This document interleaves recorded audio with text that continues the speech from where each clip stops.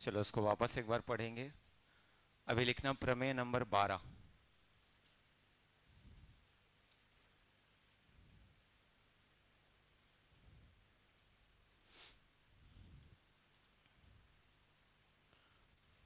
लिखो प्रमेय नंबर 12।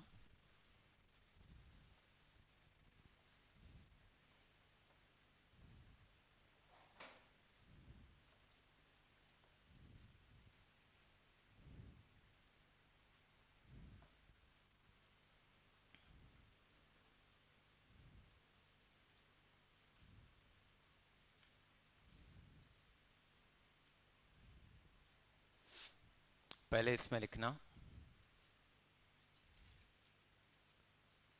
समान भुजाओं के समान भुजाओं के सम्मुख कोण समान भुजाओं के सम्मुख कोण सदैव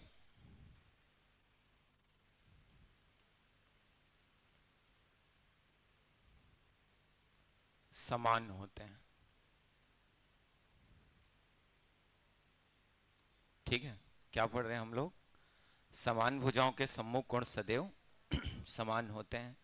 ठीक है, इसी में जैसे एक डायग्राम बना लिए रहो।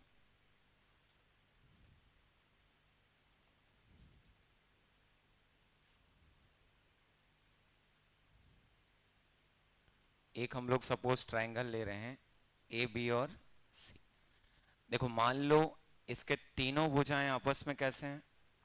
समान है। ठीक है, अब तीनों भुजाएं आपस में समान है तो उनके सामने के जो कोण होते हैं, ठीक, ये कोण भी आपस में कैसे होते हैं?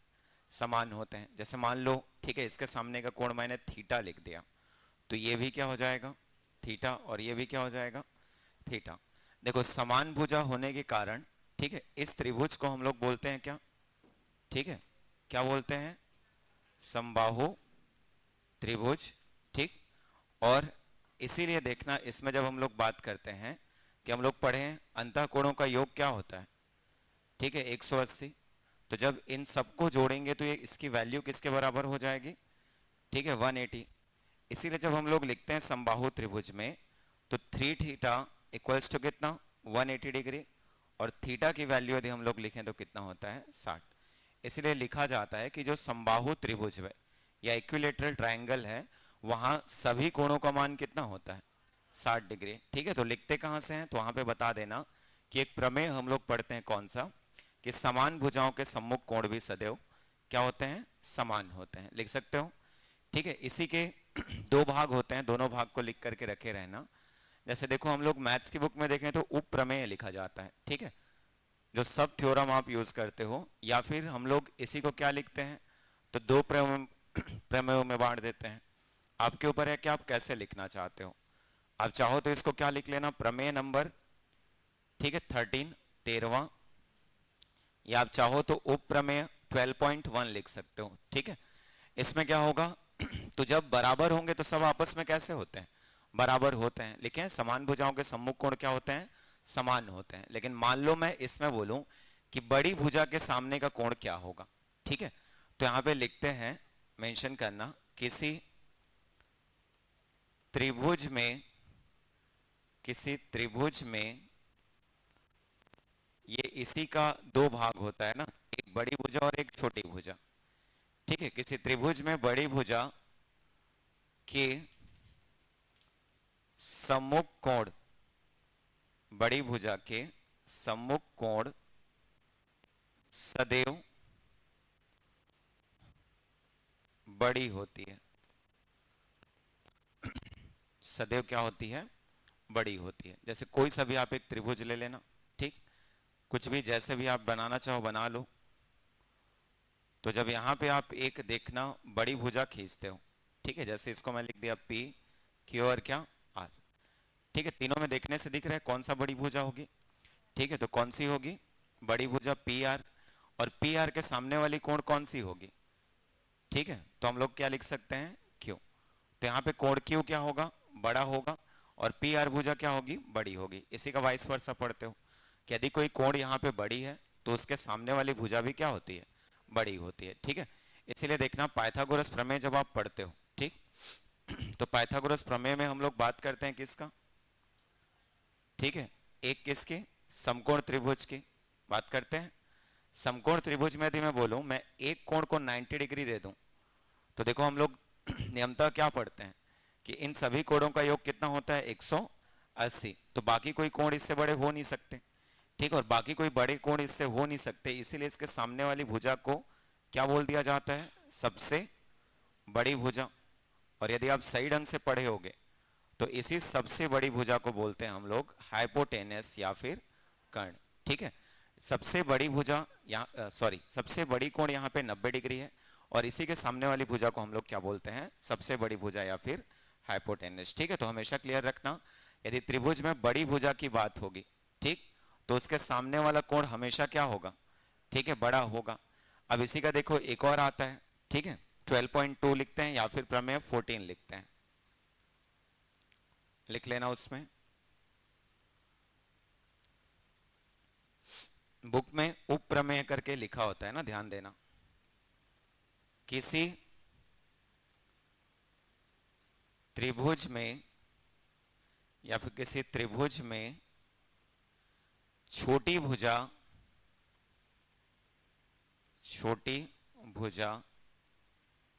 के सम्मुख कोण, छोटी भुजा के सम्मुख कोण सदैव छोटी होती है,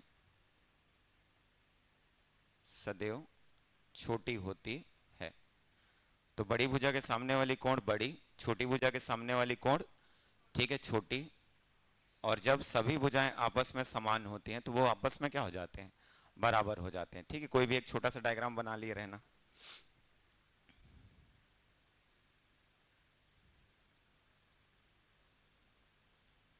सपोज मैं इसमें ए बी सी लिख दिया, ठीक है, छोटी भुजा यहाँ पे मैं ए सी को कंसिडर कर रहा हूँ, तो इसके सामने वाली कोण भी क्या रहेगी, छोटी रहेगी। ठीक है, वहां पे मेंशन कर लेना। तो ये प्रमेय 12, 13 और क्या हो जाएगा, 14। ठीक, अच्छे से पढ़ लेना इन सबको। अब देखो मैं आप लोगों को कोणार्धक बता दिया था, ठीक है, कोणार्धक क्या होता है। ठीक है, अब मैं वापस शुरू कर रहा हूँ उसी कोणार्धक वाले सीरीज को, जहाँ पे हम लोग अलग अलग चीजों के बारे में पढ़ते हैं। ठीक, जैसे माध्यिका के बारे में भी मैं पिछली क्लास में आप लोग को बताया था। ठीक है, तो पहले हेडिंग डालोगे, इसके बाद माध्यिका, और प्रमेय को याद करते चलना, नहीं तो फिर आप फंसोगे इन सब चीजों में। और आजकल क्वेश्चन का लेवल देख रहे हो, जरूरी नहीं कि वही लेवल मेंटेन रखेगा, लेकिन पॉसिबिलिटी है जब उन लोग डेटा ठीक है, जो भी सफिशिएंट से क्वेश्चन बन रहे हैं तो मान के चलो वहां से क्वेश्चन पूछेगा। तो पहले लिखना माध्यिका, या फिर इसी को क्या बोलते हैं, मीडियन। ठीक है, तो मीडियन क्या होता है पहले तो वो क्लियर करना।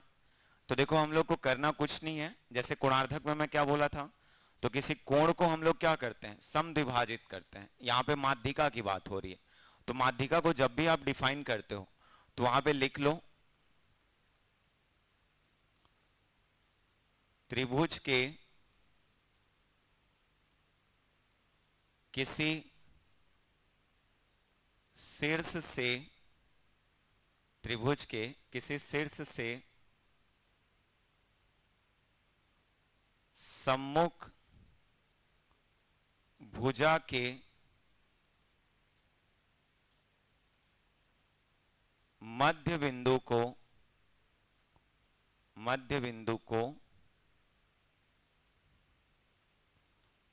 मिलाने वाली ठीक है रेखा ऑब्लिक क्या लिख लेना, भुजा, माध्यिका कहलाती है।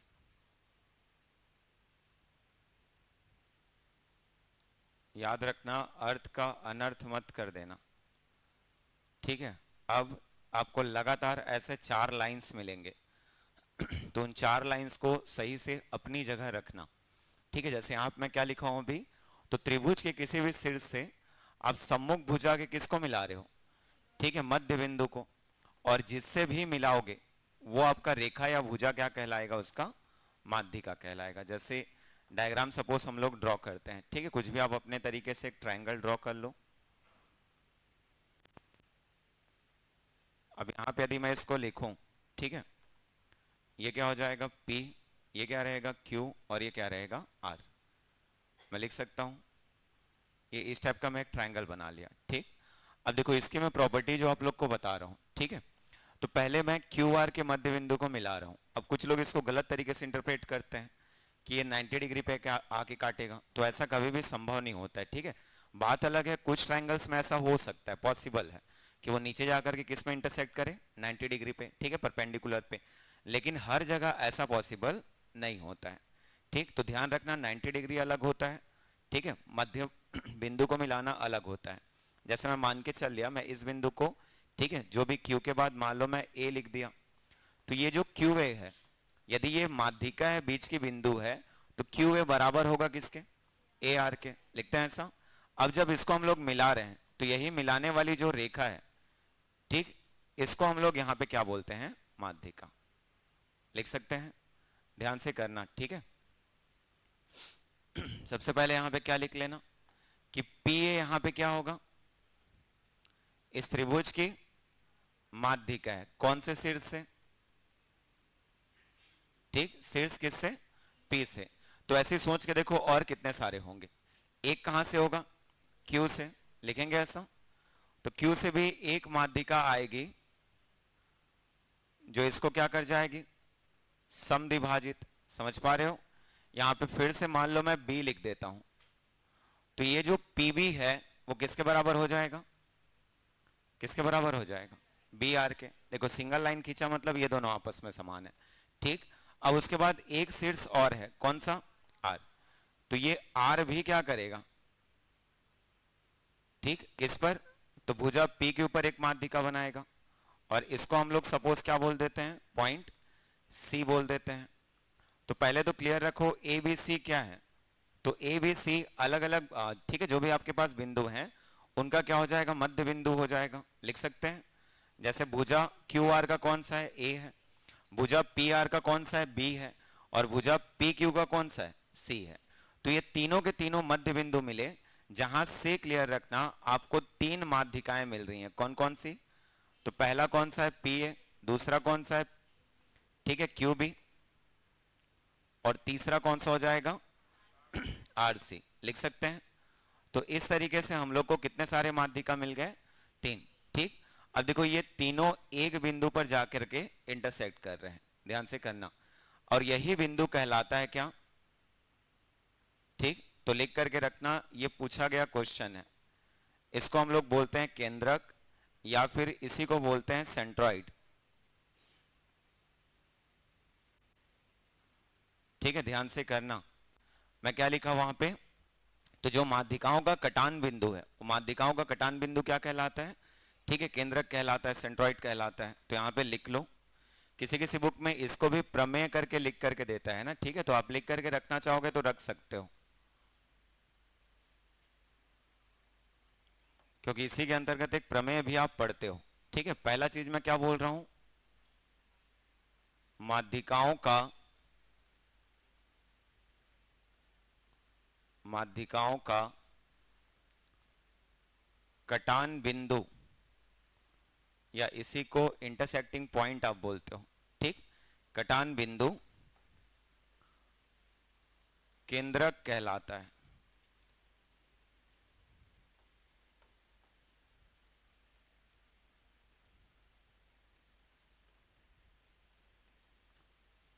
ठीक है। अब इससे प्रमेय क्या मिलता है, तो प्रमेय के लिए जब पढ़ोगे यहां पे, तो पहला प्रमेय इसमें लिख करके रखना माध्यिकाओं में, ठीक, लिखो, ये मोस्ट इंपॉर्टेंट है, इसको अच्छे से स्टार लगा लेना, अभी तक 2 एग्जाम में पूछा जा चुका है। माध्यिकाएं एक दूसरे को, ठीक है, माध्यिकाएं एक दूसरे को 2:1, 2:1 में विभक्त करती हैं, ठीक है, में विभक्त करती या बांटती हैं, लिख सकते हो, विभक्त करती हैं, ठीक। तो इसीलिए इसको प्रमेय नंबर कौन सा दे देते हैं हम लोग, ठीक है, 15वां, ठीक। मैं क्या लिखा, माध्यिकाएं एक दूसरे को 2:1 में विभक्त करते हैं। अब देखो इसका यूज हम लोग जब करेंगे, ठीक है, हम लोग कुछ त्रिभुजों के बारे में पढ़ेंगे तब मैं इनका यूज बताऊंगा कि कहां से ऐसा होता है। यहाँ पे देखो ये इंटरसेक्ट किए हैं, तो एक भाग आपको बड़ा दिख रहा होगा और एक भाग छोटा दिख रहा होगा, ठीक है। कौन सा भाग बड़ा दिख रहा है? तो यदि मैं यहाँ पे बोलूं तो पी ओ बड़ा है किससे? ओ ए से। तो ये जो होगा ये 2 अनुपात में होगा, और ये किस अनुपात में होगा? 1 अनुपात में। सिमिलर देखो क्यू वो बड़ा दिख रहा है, तो ये 2 अनुपात में होगा, और ये क्या होगा? 1 अनुपात में। और ओ सी जो है ये छोटा दिख रहा है, देखो ये वाला क्या दिख रहा है? बड़ा दिख रहा है, तो ये कौन से अनुपात में होगा? 2। इसका मतलब है कि हर माध्यिका 3 भाग में बटेगी, ठीक है। जब हम लोग 2 भाग की बात करेंगे, ठीक, तो वो कौन सा? तो बड़ा वाला भाग रहेगा, जहां पे जिस सिर से आप बात करोगे उस शीर्ष से लेकर के इंटरसेक्टिंग पॉइंट तक का जो डिस्टेंस होता है वो 2 भाग होता है, और इंटरसेक्टिंग पॉइंट से जो विपरीत भुजा तक की बीच की दूरी होती है वो हमेशा 1 भाग होता है। जैसे देखो मैं P से खींचा तो PO 2 भाग है, मैं Q से खींचा तो QO 2 भाग है, और मैं R से खींचा तो RO भी क्या है? 2 भाग है। इसीलिए इस रेशियो को हमेशा से क्लियर करके रखना है कि माध्यिकाएं एक दूसरे को कौन से अनुपात में? तो 2:1 में विभक्त करते हैं। इसका सबसे ज्यादा यूज आप करोगे, ठीक है, एग्जाम्पल के लिए लिख करके रखे रहना, जब आप पढ़ोगे क्या? समबाहु त्रिभुज। और इसी समबाहु त्रिभुज में जो आपका माध्यिका होता है, ठीक है, जो मीडियन होता है, वो उस त्रिभुज की क्या होती है? ऊंचाई होती है। कुछ लोग हाइट पढ़ते हो, कुछ लोग एल्टीट्यूड पढ़ते हो, तो ध्यान से पढ़ना उसको, ठीक है। जो उसकी माध्यिका होती है उसकी क्या होती है? ऊंचाई होती है। और उसी ऊंचाई से समबाहु त्रिभुज में हम लोग निकालेंगे क्या? तो एक होता है अंतःवृत्त, इन सर्कल जिसको आप बोलते हो, और एक होता है कौन सा? परिवृत्त, ठीक है, जिसको आप सरकम सर्कल बोलते हो। परिवृत्त का मतलब, ठीक है, उनके बिंदुओं से होकर बनने वाला क्या बनता है? एक त्रिभुज बनता है, जो इसको क्या करेगा? ठीक है, कवर करेगा। जैसे P से, Q से और R से, इनसे एक त्रिभुज निकलेगा, उस सॉरी एक वृत्त निकलेगा, उस वृत्त को हम लोग क्या बोलते हैं? परिवृत्त। और जो इनकी भुजाओं से होकर के निकलेगा उसको हम लोग क्या बोलते हैं? अंतःवृत्त। मैं बताऊंगा इन सब चीजों के बारे में, बस अभी एग्जाम्पल एक क्लियर रखना कि माध्यिकाओं का कटान बिंदु क्या कहलाएगा? केंद्रक। कौन से अनुपात में बांटेंगे? तो हमेशा 2:1 में, ठीक है। कहां पे एग्जाम्पल देखने को मिलेगा? तो जब हम लोग समबाहु त्रिभुज पढ़ेंगे, और समबाहु त्रिभुज में जब बात होगी ऊंचाई, ठीक, अंतःवृत्त और किसकी? परिवृत्त की, तो याद रखना वही ऊंचाई एक त्रिभुज का क्या होता है? माध्यिका होता है। लिख सकते हैं, हम लोग बात कर रहे हैं किसकी? तो समबाहु त्रिभुज की।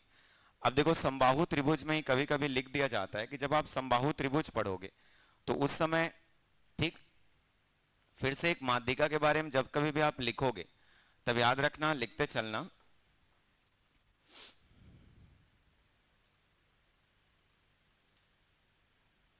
प्रमेय नंबर क्या लिख लो? 16।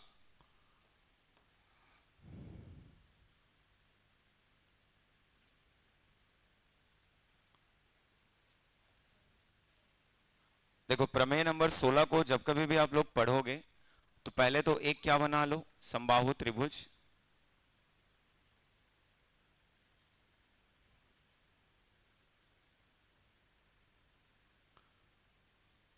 समबाहु त्रिभुज को मैं क्या लिख दिया? ए बी और सी। देखो समबाहु त्रिभुज है, इसका मतलब ये आपस में क्या होंगे? क्या होंगे? समान होंगे। लिख सकते हैं तीनों भुजा का मान आपस में क्या हो गया? समान।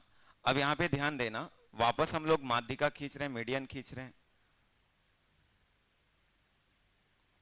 तो इसको समद्विभाजित करेगा, ये इसको समद्विभाजित करेगा, और यहां से ये इसको समद्विभाजित करेगा। लिख सकते हैं, जैसे मैं इसको M N और क्या लिख दिया? O। ये इस पॉइंट पे इंटरसेक्ट कर रहे हैं, ठीक। अब ये बताओ कितने सारे त्रिभुज बन गए? तो कितने सारे त्रिभुज बन गए? ठीक है, पहले 1, फिर 2, फिर 3, फिर 4, फिर 5, फिर 6। तो याद रखना ये 6 के 6 आपस में कैसे होते हैं? ठीक, समान होते हैं, खास करके स्पेशली किसके लिए? तो समबाहु त्रिभुज के लिए, ठीक है। यहां पे लिख सकते हो किसी त्रिभुज में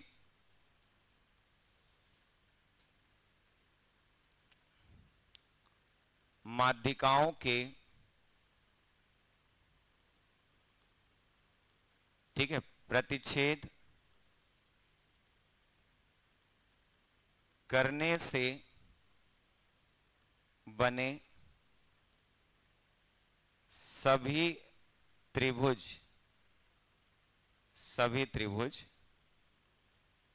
आपस में समान होते हैं।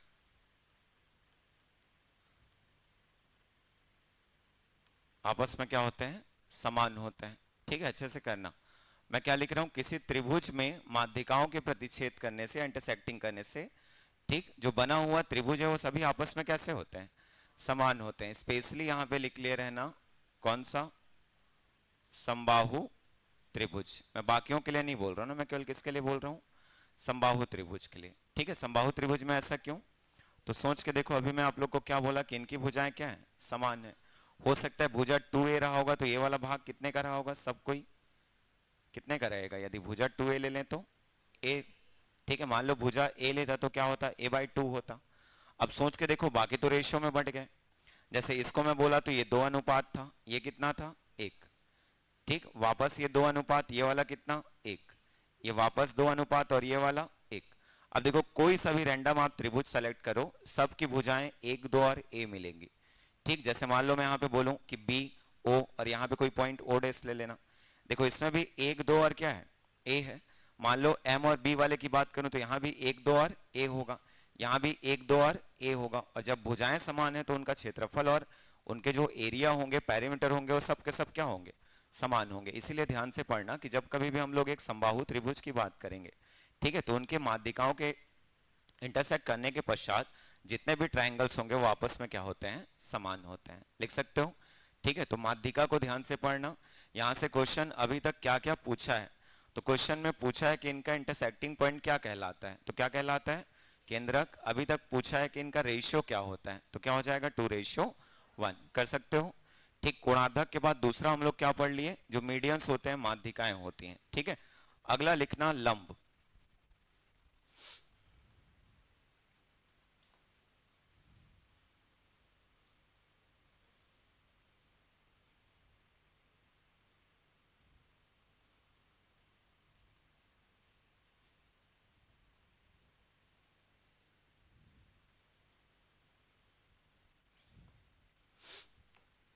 इसमें लिखना त्रिभुज के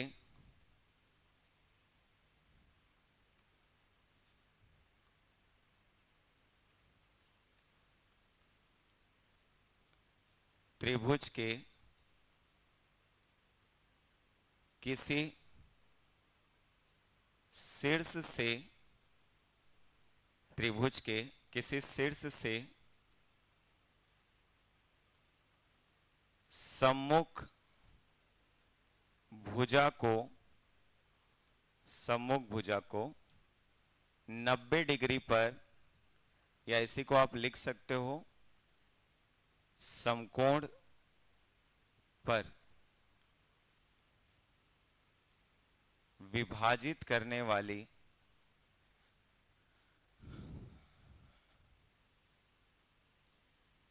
विभाजित करने वाली, ठीक है, रेखा या भुजा, ठीक, क्या कहलाती है? लंब कहलाती है। लिख लेना।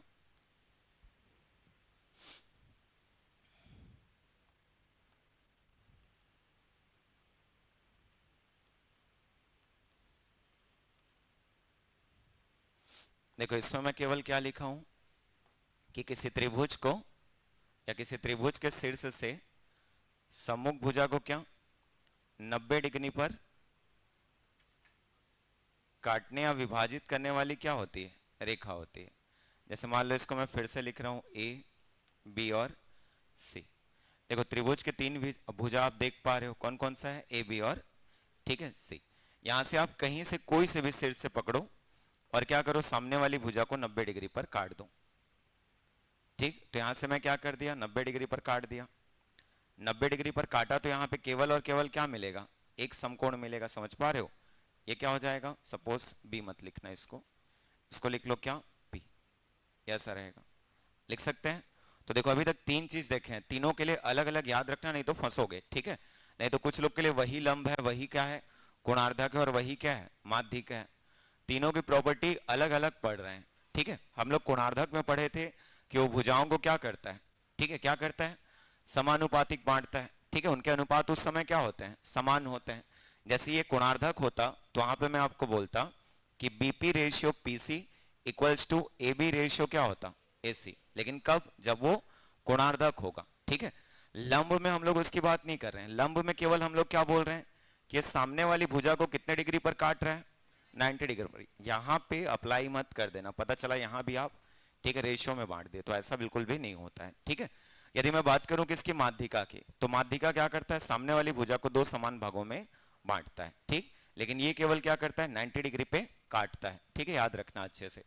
अब उसके बाद यहां से क्या क्वेश्चन बनता है, तो इसमें भी देखो जब लंब है तो इसका इंटरसेक्टिंग पॉइंट होगा कि नहीं होगा, क्योंकि आप सभी भुजाओं से क्या करोगे, सभी शीर्षों से क्या करोगे, 90 डिग्री पर एक एक रेखा खींचोगे।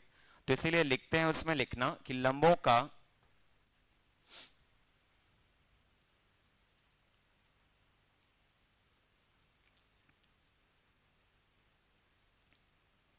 कटान बिंदु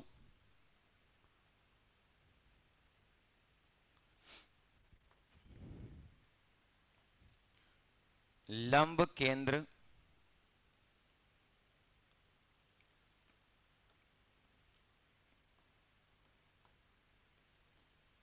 या इसी को बोलते हैं ऑर्थो सेंटर। कटान बिंदु लंब केंद्र कहलाता है, ठीक है। क्या लिखा मैं, लंबों का कटान बिंदु क्या कहलाता है, लंब केंद्र कहलाता है, ठीक है। यहाँ पे कोई भी आप एक डायग्राम बना लेना, डायग्राम में तीनों को खींच लेना, किसको किसको, ठीक है। ए से लेकर के पी, बी से लेकर के क्यू, और सी से लेकर के आर खींच सकते हो। चलो मैं ही एक बना दे रहा हूं। इसमें 90 डिग्री को स्पेशली फोकस करोगे, ठीक है। फ्री हैंड स्केच में हो सकता है थोड़ा बहुत इधर उधर हो, बाकी जैसे ही आप 90 डिग्री लिख दोगे वो समकोण मान लिया जाता है।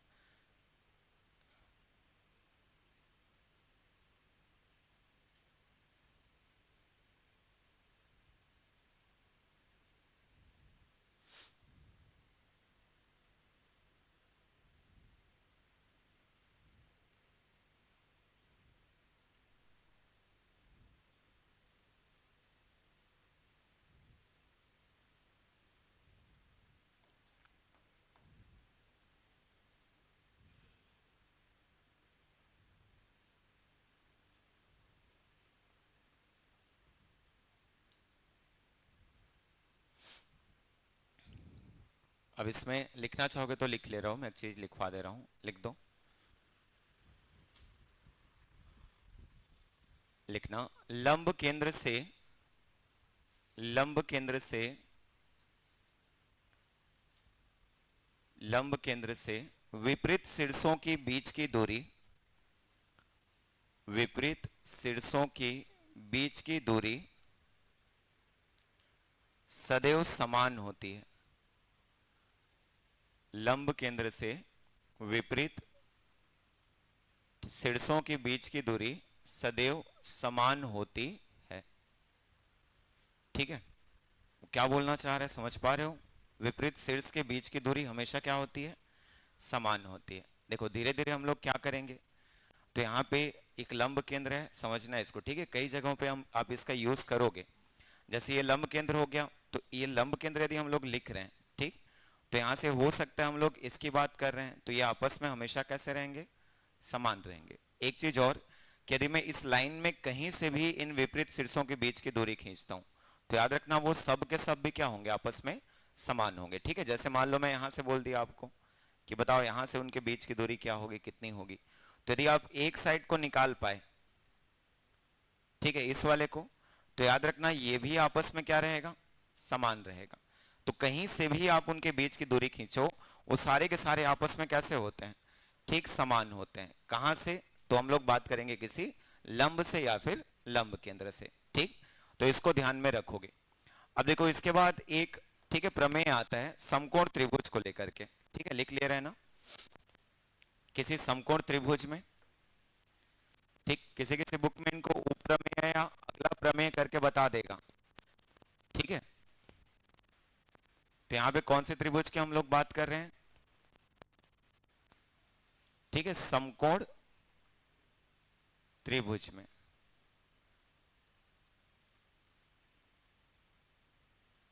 ये प्रमेय नंबर कौन सा था? 17।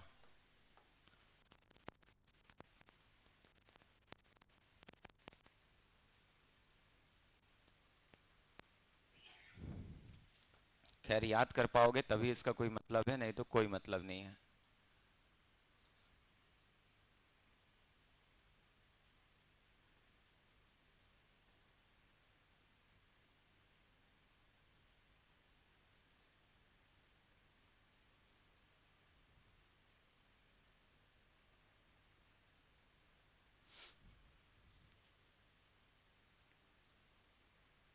देखो, एक हम लोग त्रिभुज कौन सा ले लिए? ए बी और सी।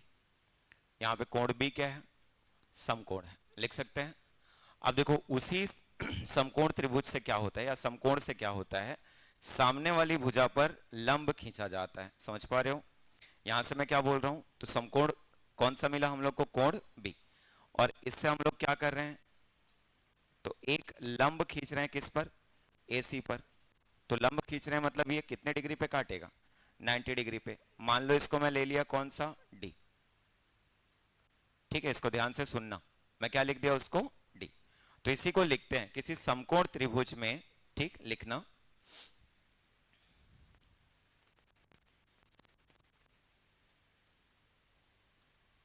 समकोण से, ठीक, समकोण से सम्मुख भुजा पर, सम्मुख भुजा पर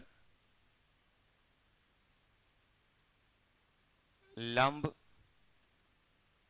खींचा जाए,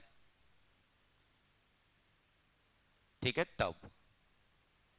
या विपरीत भुजा भी लिखा रहता है ना, ध्यान देना। मैं क्या बोला? समकोण से सम्मुख भुजा पर लंब खींचा जाए तब। ठीक, अब इसी के डायग्राम को पलट के बना देते हैं। जैसे अभी मैं ऐसा बनाया हूं, उस समय क्या कर देंगे, इसी डायग्राम को दूसरे तरीके से बता देंगे। और दूसरे तरीके से बता देंगे तो मान लो मैं ऐसा लिख दिया। ठीक है, समझना इसको, यहां से भी कंटिन्यू क्वेश्चन पूछे गए हैं। ठीक है, जैसे मान लो मैं, चलो अब की बार मैं किसको लिख दिया? ए को। ठीक, इसको मैं क्या लिख दिया, या फिर बी ही लिखते हैं। ठीक है, बी में खींच दिया तो बी ही लिख लेते हैं। ये 90 डिग्री है, इसको मैं क्या लिख सकता हूं? ए। और इसको मैं क्या लिख सकता हूं? सी। कर सकता हूं क्या? देखो यहां भी बी क्या था? 90 डिग्री। ऊपर भी मैंने क्या लिख दिया? ठीक है, 90 डिग्री। अब सामने वाली भुजा पर हम लोग क्या खींच रहे हैं? ठीक है,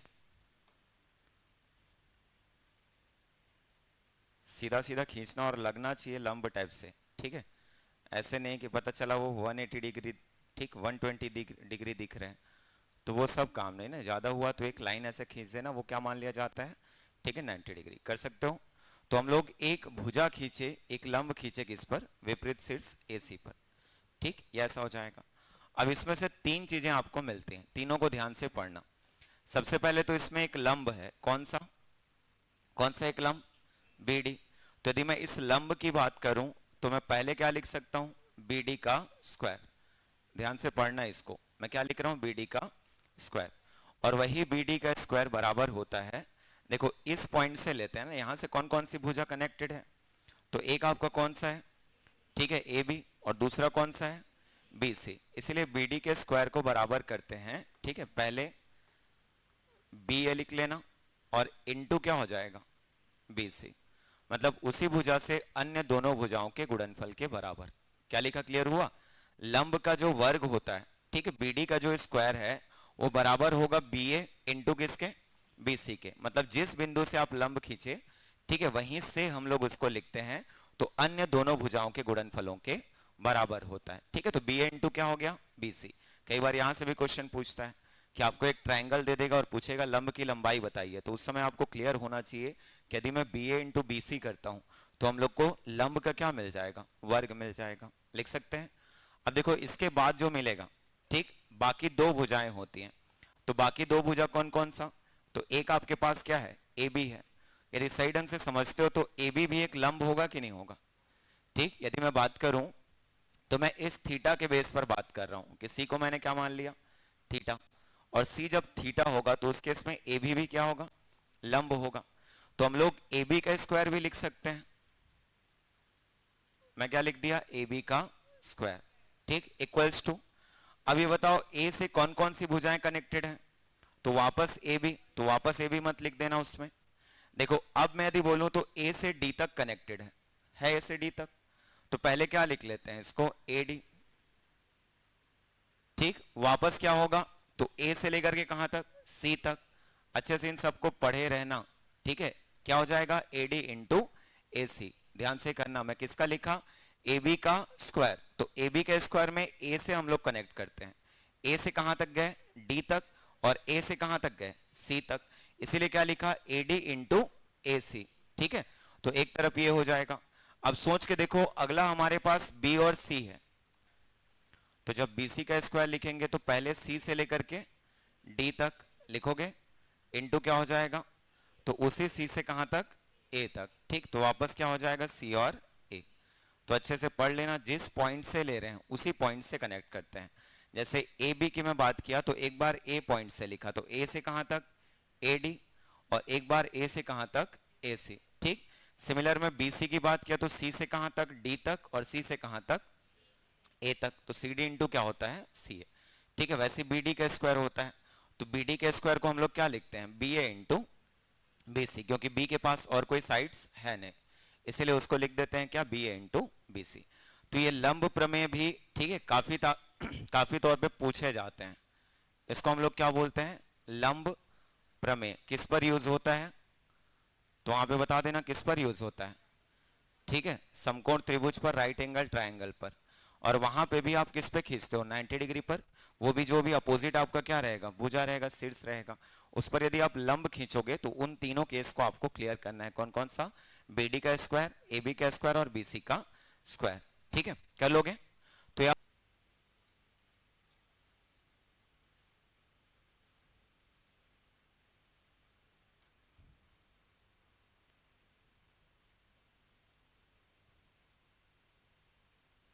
इसमें लिखना परपेंडिकुलर बाइसेक्टर।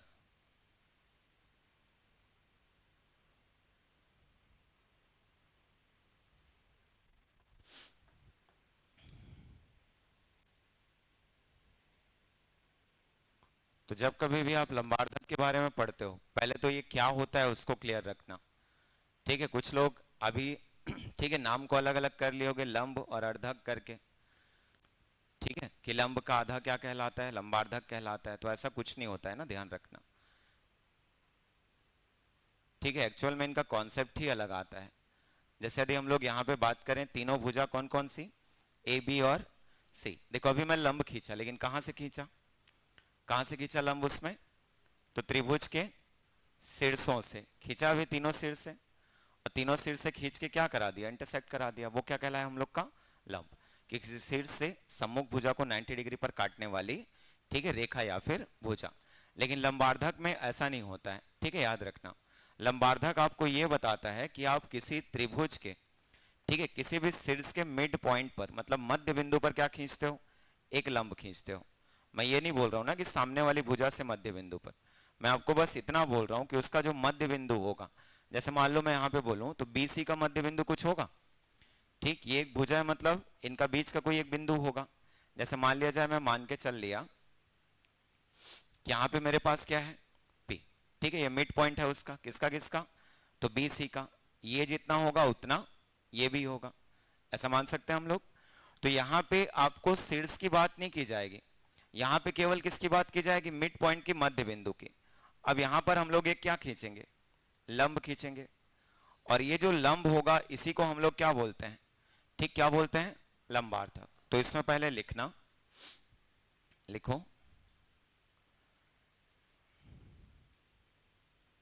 त्रिभुज की, त्रिभुज की किसी भुजा के मध्य बिंदु पर खींचा गया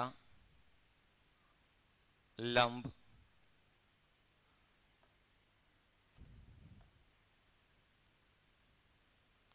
लंबार्धक कहलाता है।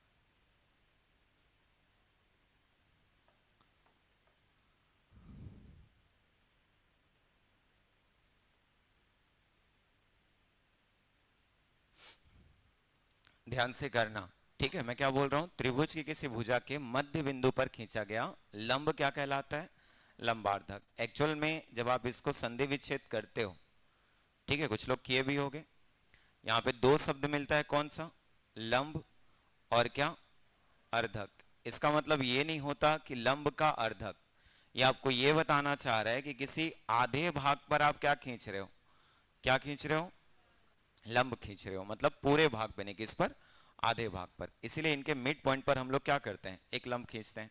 देखो इधर भी होगा, यदि आप यहां भी खींचोगे तो क्या होगा, यहां भी एक पॉइंट मिलेगा कि नहीं मिलेगा, इसको हम लोग क्यों लिख देते हैं।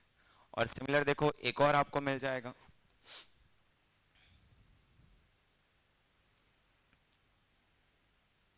ये कुछ ऐसा होगा, ठीक है, इसको क्या लिख दिए, आर।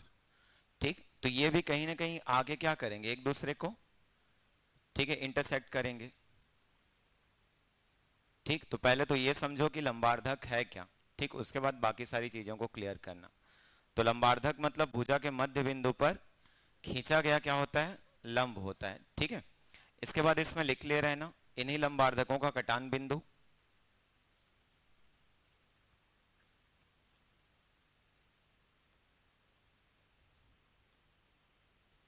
लंबार्धकों का कटान बिंदु,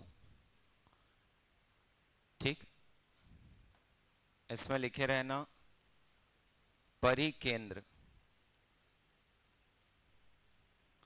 या इसी को हम लोग बोलते हैं सरकम सेंटर, परिकेंद्र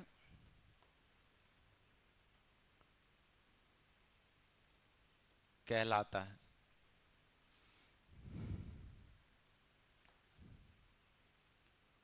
परिकेंद्र की आवश्यकता कब पड़ती है, तो याद रखना जब आप क्या खींचते हो,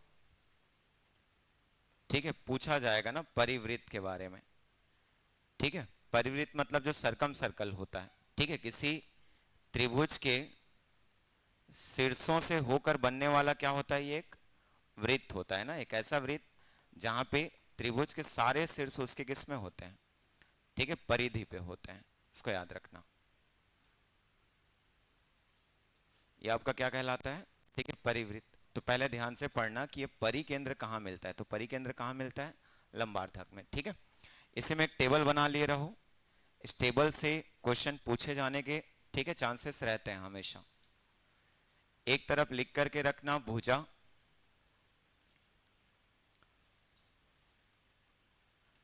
ठीक है, एक तरफ लिख करके रखना कटान बिंदु,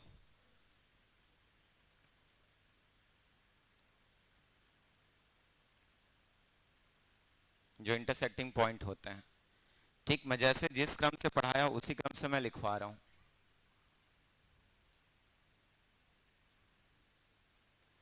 तो देखो मैं टोटल 4 आप लोग को बताया हूं, ठीक है।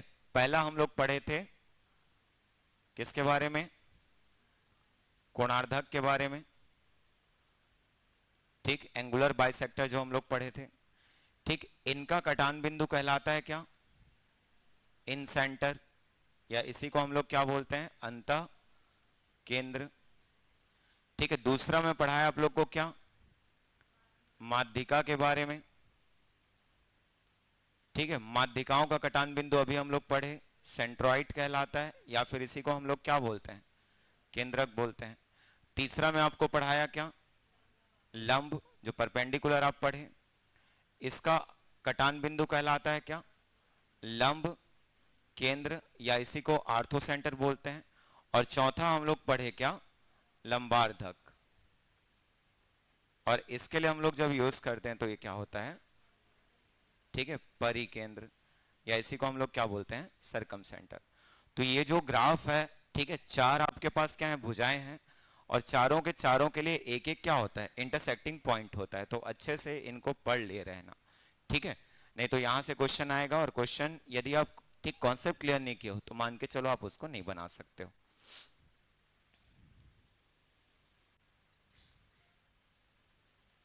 चलो पहले ले रहा हूं मैं माध्यिका को, ठीक है।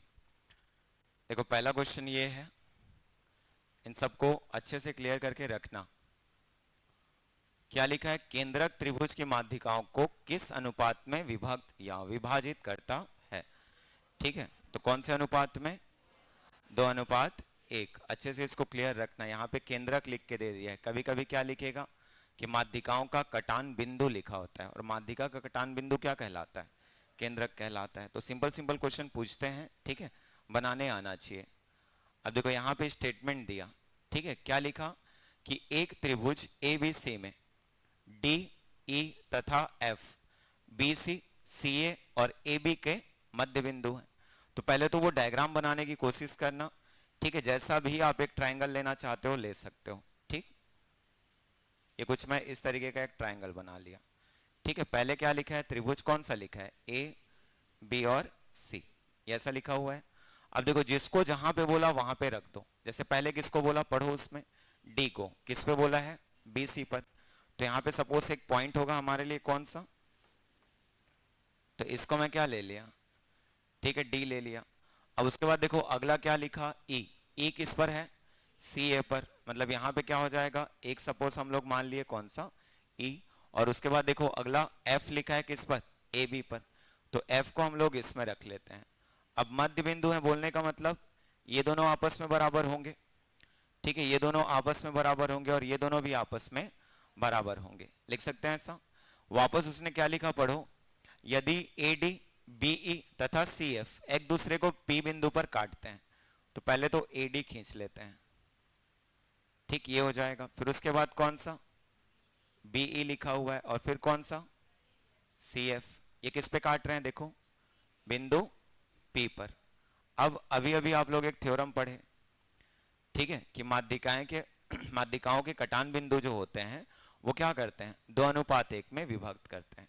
तो देखो यहां से यदि मैं लिखूं तो सबसे पहले तो मैं आप लोग को बोला था कि जिस भी किसी शीर्ष की बात आप कर रहे हो तो उसको पहले लिखते हैं। तो यहाँ पे A शीर्ष की बात किया, मैं कटान बिंदु P पे गया, ठीक, और अपॉन में मैंने क्या लिख दिया, P2D। ये P2D हो गया। अब बराबर मैं लिखूं बिंदु B से, तो B से कहां तक, P तक, ठीक, और P से कहां तक, A तक, ठीक है। पहले हमेशा शीर्ष, और शीर्ष से फिर कटान बिंदु में आते हैं। तो C से अगला हो जाएगा क्या, P, और P से क्या हो जाएगा, F। और हम लोग अभी पढ़े कि ये कौन से अनुपात में विभक्त होते हैं, 2:1। तो आंसर कौन सा हो जाएगा हमारा, ठीक है। पहले ध्यान से पढ़ना, पॉइंट इधर उधर नहीं होने चाहिए, ठीक है। जैसे यहाँ पे हम लोग इसको लिखेंगे, ठीक, ये PF था क्या, डायग्राम ठीक बना है ना। पहले AP और क्या है, PD ना, ठीक, फिर BP और क्या है, PE, और फिर CP और PF। चलो पहला वाला देखो कौन सा है, तो AP और PD मिल गया हम लोग को। वापस देखो CP हमारे पास है, CP, और वापस क्या है, PF, तो वहां भी PF है। फिर BP, और फिर क्या है, PE, ठीक, इक्वल्स टू 2:1। तो पहला ही ऑप्शन हमारे लिए क्या हो जाएगा, वैलिड हो जाएगा। मान लो एक आध भी, जैसे इसमें P और E लिख देता, ठीक, और इसमें क्या लिख देता, P और F, तो इसको देख करके आंसर मत लगा देना, समझ पा रहे हो। नहीं तो कुछ लोग इधर को पहले देखते हैं, ठीक है, 2:1 आया, मार्क इसको देते हैं ऑप्शन नंबर A। तो वो सब काम नहीं होना चाहिए। पहले ध्यान से पढ़ना कि एक्चुअल में भुजाएं भी उस रेशियो में है कि नहीं है। वैसे देखो एक क्वेश्चन ये है, अब इसमें गुरुत्व केंद्र लिख दिया है तो उसको लेकर के कंफ्यूज नहीं होना है, वो एक्चुअल में केंद्रक होना चाहिए था, लेकिन ट्रांसलेशन इशू के कारण वो क्या लिख दिया, ठीक है, गुरुत्व केंद्र। जैसे सेंट्रॉइड को आप यदि गूगल सर्च करोगे तो वो गुरुत्व केंद्र लिख करके देगा। ये फिजिक्स का टर्म्स होता है ना, याद रखना, जो सेंट्रॉइड है या फिर गुरुत्व केंद्र है। एक्चुअल में हम लोग यूज करेंगे यहाँ पे क्या, केंद्रक। तो एक त्रिभुज है, फिर वापस क्या लिखा, AB और C बना लेना वहां पे, ठीक है, A लिख दिए, B लिख दिए, और क्या, C। क्या लिखा, BC का मध्य बिंदु क्या है, तो इस बार H लिख दिया। यहाँ पे हम लोग लिख सकते हैं, इसको मैं क्या लिख दिया, H। वापस लिखा त्रिभुज एबीसी का गुरुत्व केंद्र P है। देखो यहां से यदि आप क्लियर करते हो तो ये जो गुरुत्व केंद्र है, केंद्रक है, ये तब पॉसिबल होगा मिलना जब ये तीनों आ करके किसी एक बिंदु पे क्या करेंगे, इंटरसेक्ट करेंगे। तो क्यों ना इसी को हम लोग लिख देते हैं क्या, P। बाकी को मैं यहाँ पे ड्रॉ नहीं कर रहा हूं, बस इतना क्लियर रखना कि वो तीनों आकर के वहां पे मिलेंगे। लिख सकते हैं।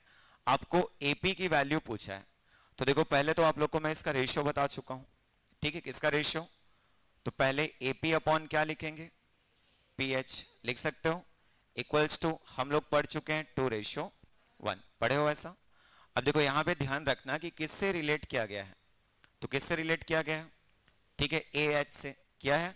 यहां पे यदि मैं बोलूं तो उस माध्यिका से उसने रिलेट किया है। यहां भी देखो AH है, यहां भी क्या है, AH है, यहां भी AH है, और यहां भी क्या है, AH है। तो पहले तो जो AH है वो कितने भागों में बंट रहा है आप उसको देखो, तो ये 2 भाग और ये 1 भाग, टोटल कितने भागों में बंट गया, 3 भाग, लिख सकते हो। और मैं यदि आपको बोलूं कि AP 3 भाग में से कितना भाग है, तो AP 3 भाग का कितना भाग है, 2 भाग, लिख पाओगे इसको। यदि मान लो मैं बोलूं आपको कि AP को कितने भागों में बांटा गया है, तो आप लोग क्या बोलोगे उसमें, सॉरी AH है ना, AH को कितने भागों में बांटा गया है, तो आप बोलोगे AP और किस में, ठीक है, लिखते हैं ऐसा PH में, कर सकते हो। अब देखो उसी में ध्यान देना, यदि हम लोग इनको एक टर्म में लिखते हैं, रेशियो के टर्म में लिखते हैं, तो इसको हम लोग क्या लिखेंगे, पहले 2 रहेगा और इधर, ठीक है, 1 रहेगा। तो यदि दोनों को जोड़ दें तो कुल कितना भाग हो जाएगा, 3 भाग, और 3 भाग हो गया तो सीधा आंसर हम लोग बता सकते हैं। 3 का कितना भाग AP है, कितना भाग है, 2, तो हम लोग आंसर ही क्या लिख सकते हैं, क्या हो जाएगा, 2:3 AH, कर पाओगे। ठीक, जैसे मान लो मैं इसको लिखूंगा तो ये कुछ ऐसा हो जाएगा, ये AP लिख दिया, नीचे को मैं ऐसा लिख सकता हूं, क्या इस तरफ AP प्लस क्या लिख दिया मैं, PH, कर सकता हूं। तो यहां पे जब मैं AP करूंगा तो इधर भी क्या हो जाएगा बताओ, क्या लिखोगे, 2+1, ठीक है। AP की वैल्यू कितनी है, 2 है, और ऐसा यदि मैं कर दिया मतलब ये कितना हो जाएगा, AP प्लस PH, क्या हो जाएगा, AH हो जाएगा, और ये कितना मिल गया, 2 और 3। तो जब AP का मान हम लोग लिखेंगे तो इसी को क्या लिखते हैं, 2/3 A, और क्या हो जाएगा H, मतलब 3 में से 2 भाग हमारे पास क्या है, AP है। यदि PH पूछता तो 3 का कितना भाग होता, 1 भाग, ठीक है। तो पढ़ लेना इनको, ये माध्यिकाओं से पूछे गए क्वेश्चंस हैं, ठीक है। जैसे मान लो मैं अब ले रहा हूं लंब वाले का, तो पहले लंब वाले को ध्यान से पढ़ना और इसको अच्छे से, ठीक है, मार्क करके रखे रहना।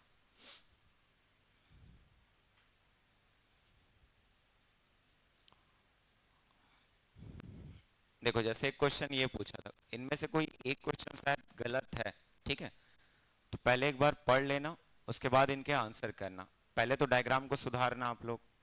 देखो इस बार ए को क्या किया है, किस में बांटा है, 90 डिग्री में, ठीक है। ये एंगल ऐसा नहीं आता ना, एंगल हमेशा 90 डिग्री को एक स्क्वायर शेप में लिखते हैं, ठीक है।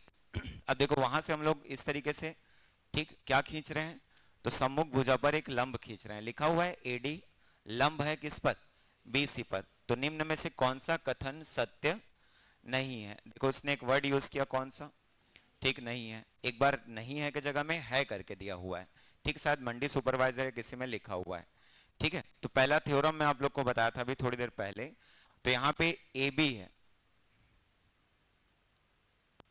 तो AB का स्क्वायर लिखूं तो क्या हो जाएगा बताओ। एक हम लोग पढ़े थे B से लेकर के कहां तक का, D तक का, तो पहले क्या लिख लेना, BD, और इनटू क्या हो जाएगा, B से लेकर के वापस, ठीक है, C तक का, तो ये क्या हो जाएगा, BC, कर सकते हो। अब वापस और क्या कर सकते हो उसमें बताओ, एक और भुजा बचा हम लोग का, कौन सा, AC का स्क्वायर, लिख सकते हैं क्या। अब AC का स्क्वायर हुआ मतलब आपको क्या मिल जाएगा, AC से जब लोगे तो CD, और इनटू क्या हो जाएगा, ठीक है, CB। तो देखो ये भी दिखा क्या, तो हम लोग को पहला वाला दिख गया था BD इंटू BC, ये सही है। वहां पे देखो AC का स्क्वायर, तो DC लिखा हुआ है और BC लिखा हुआ है, तो इसको भी मैं सही ले सकता हूं क्या। अब देखो हम लोग के पास अभी भी 2 ऑप्शन बचे हुए हैं, तो यदि मैं यहाँ पे AD की बात किया तो यहाँ पे 2 सेट्स मिले, एक कौन सा मिला, A, और एक कौन सा मिला, D। तो देखो A से तो मिला नहीं, AB और AC, तो हम लोग D से लें तो D से मिलेगा कि नहीं मिलेगा, यहां से D से क्या, DB, और D से क्या, ठीक है, DC। तो ऐसा कुछ ऑप्शन है क्या, देख लो वहां पे।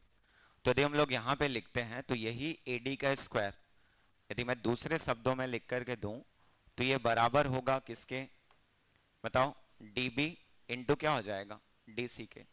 तो DB इंटू DC यहाँ पे है ऑप्शन में, यहाँ से आप लिख सकते हो DB और यहाँ से आप लिख सकते हो क्या, DC, और वही बराबर होगा किसके, इस वाले लंब के वर्ग के। तो ये भी क्या हो जाएगा वहां पे, वैलिड हो जाएगा। अब उसके बाद ये वाला बचता है, तो इसको सोच करके देखना पॉसिबल होगा क्या। ठीक, यहाँ पे यदि मैं बोलूं AB का स्क्वायर, तो AB का स्क्वायर मतलब इस वाले भुजा का, प्लस में क्या हो जाएगा AC का स्क्वायर। अब इसके बराबर यदि आप लिखोगे तो देखो उसने पहले BC वर्ड यूज किया, यहां से लेकर के यहां तक का उतने का वर्ग है, और प्लस में क्या लिख दिया है, DC का वर्ग। तो ये वो ऑप्शन होगा जो सत्य नहीं होगा। ठीक है, तो पहले ध्यान से पढ़ना। चलो देखो इसमें क्या बोला है, डायग्राम को पहले ठीक है सही से बनाना।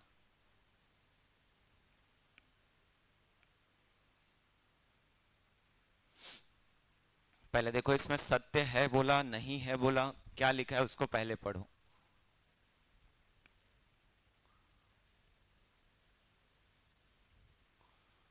इस बार क्या लिखा उसने, कौन सा कथन सत्य है। ठीक, तो कौन सा कथन सत्य है, तो वहां से फिर से आप सोच सकते हो। जैसे लंब कौन सा है, पहले तो उस पर फोकस करो, कौन सा लंब है उसमें, ठीक है BD, हम लोग BD की बात करेंगे तो पहले तो BD स्क्वायर लिख लेते हैं। तो BD स्क्वायर में हम लोग को दो चीजें मिलेगा, देखो एक AB और किसका, BC का मिलेगा, और एक क्या मिलेगा, AD और क्या है, DC, दिख रहा है उसमें।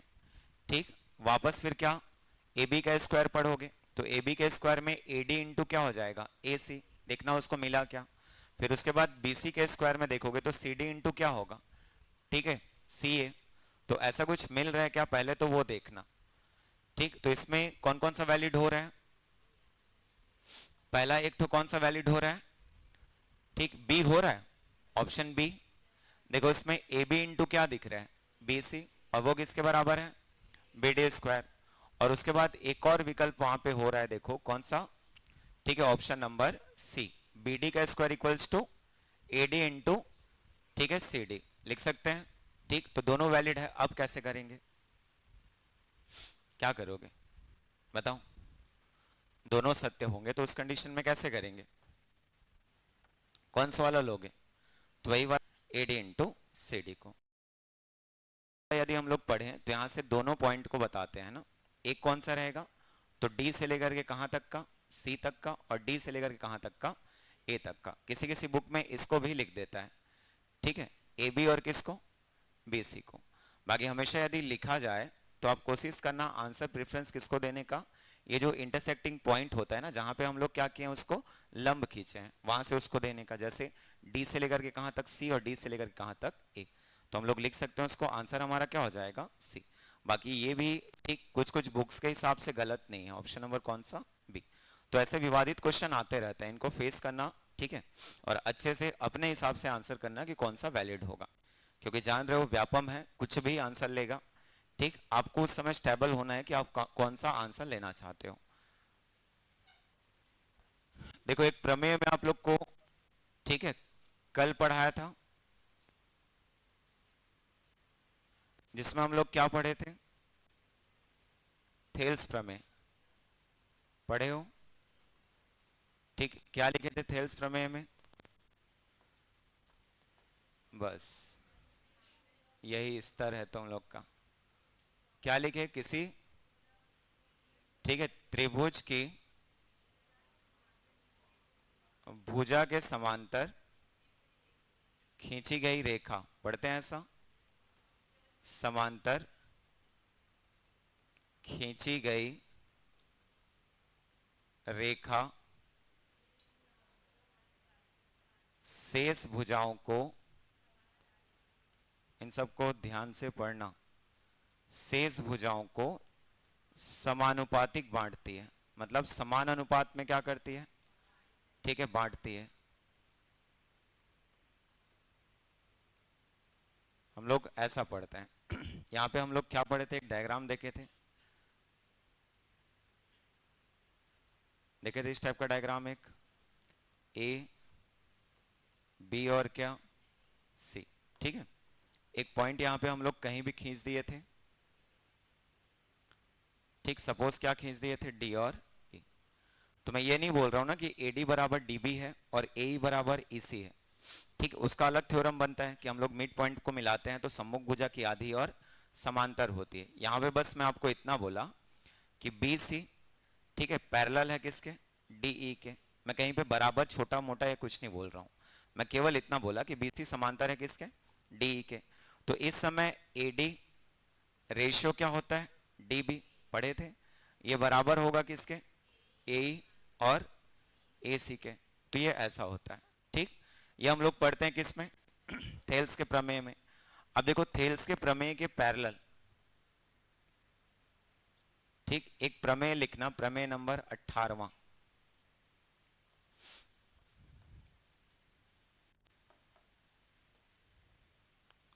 इसके बाद मान के चलना जो आपका ट्रायंगल है वो लगभग लगभग ठीक कंप्लीट हो जाएगा,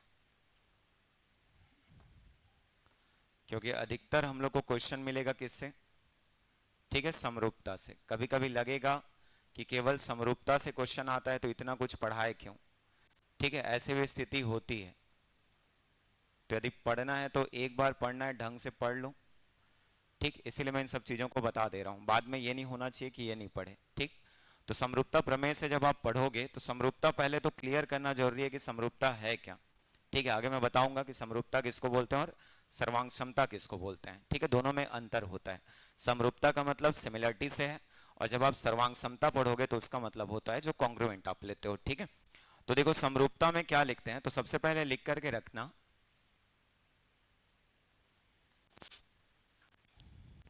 अभी हम लोग त्रिभुज पढ़ रहे हैं ना, इसीलिए मैं बार बार त्रिभुज लिख रहा हूं, बाकी एक्चुअल में उसको लिखा जाता है कि दो समरूप, ठीक है, आकृतियों में, लेकिन मैं अभी आप लोग को पढ़ा रहा हूं क्या, त्रिभुज, इसलिए आकृति ना बोल करके हम लोग यहां पे क्या बोलेंगे, ठीक है, त्रिभुजों में, दो समरूप आकृतियों में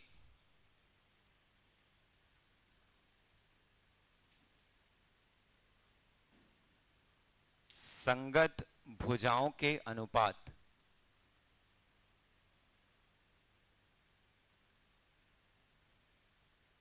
संगत भुजाओं के अनुपात सदैव बराबर होते हैं,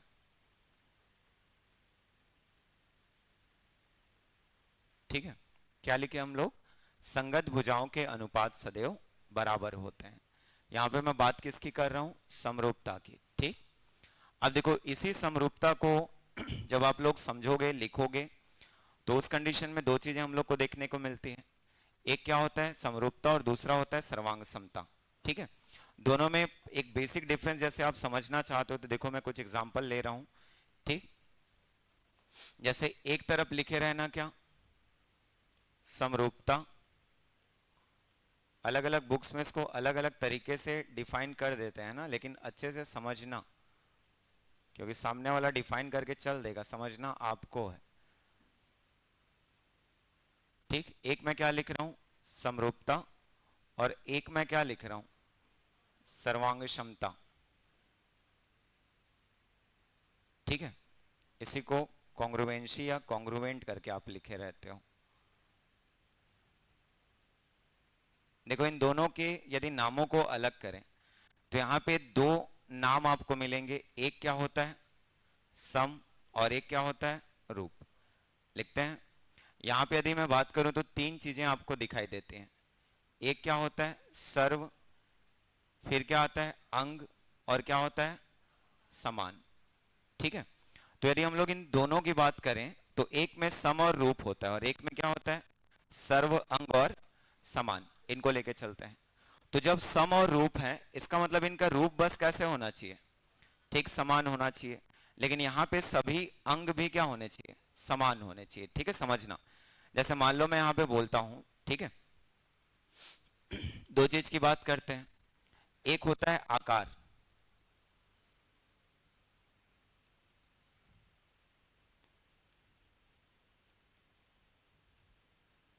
और एक होता है जिसको आप बोलते हो माप। ठीक, आकार बोलने का मतलब शेप, ठीक, माप बोलने का मतलब जो साइज होता है, ठीक, या इसी को आसान शब्दों में बोलते हैं हम लोग डायमेंशन। अभी आया था डायमेंशन को लेकर के क्वेश्चन, ठीक, उनका आंसर भी उनसे सही लिया नहीं जा रहा है, तो वैसे यहां पे भी होगा। ठीक है, आप कितना भी सोचोगे मैं सही हूं, याद रखना सामने वाला आपको गलत कर ही देगा। ठीक, पूछा था अभी जिन लोग एग्जाम दिए होंगे कि घन और घनाभ के सभी डायमेंशंस के लिए क्या होते हैं, दोनों के वॉल्यूम इक्वल होते हैं, पढ़े हो। ठीक, उसको उसने क्या किया है, तो उसका भी आंसर वो गलत लेके चल रहा है, जबकि ऐसा कभी संभव है नहीं। ठीक, तो दोनों को जब हम लोग पढ़ते हैं तो दोनों को ध्यान देना। ठीक है, आकार का मतलब पहले समझना, एक्चुअल में शेप का मतलब क्या बोलना चाह रहा है। यहां पे इसकी बात होती है, यदि आप एक ट्रायंगल ले रहे हैं, ठीक है, तो दूसरा भी कैसा होना चाहिए, ठीक, ट्रायंगल होना चाहिए। यदि आप स्फेयर बेस पे ले रहे हो तो दूसरा भी किस में होना चाहिए, ठीक है, स्फेयर बेस पर होना चाहिए। यदि आप एक सपोज मान के चलो, ठीक है, रेक्टेंगुलर ले रहे हो तो अगला भी किस में होना चाहिए, ठीक है, रेक्टेंगुलर होना चाहिए, तब जाके आप समरूपता या फिर मैं बोलूं सर्वांग समता बता सकते हो।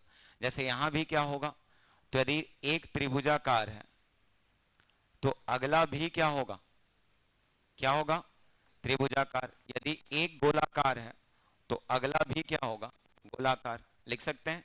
और एक यदि आयताकार है तो अगला भी क्या होगा, आयताकार होगा। समझ पा रहे हो। ठीक, तो हमेशा क्लियर रखना, चाहे समरूपता हो या सर्वांग क्षमता हो, आकार हमेशा कैसे होते हैं, ठीक है, आकार कैसे होते हैं, समान होते हैं, ये हमेशा इक्वल मिलेंगे, इनमें कोई भी डिफरेंस आपको देखने को नहीं मिलेगा। ठीक है, यदि मैं कंपेयर कर रहा हूं तो इनके शेप कैसे होने चाहिए, हमेशा समान होने चाहिए। लेकिन दोनों को अलग करता है कौन सा, ठीक है, जो माप होता है, जो डायमेंशंस होते हैं, जो साइज होते हैं। देखो साइज अलग अलग हो सकते हैं, जैसे मैं इसकी बात करूंगा तो हम लोग समरूपता में इसको कैसे पाते हैं, तो असमान पाते हैं। लेकिन सर्वांग क्षमता में ये भी क्या होता है, ठीक, समान होता है।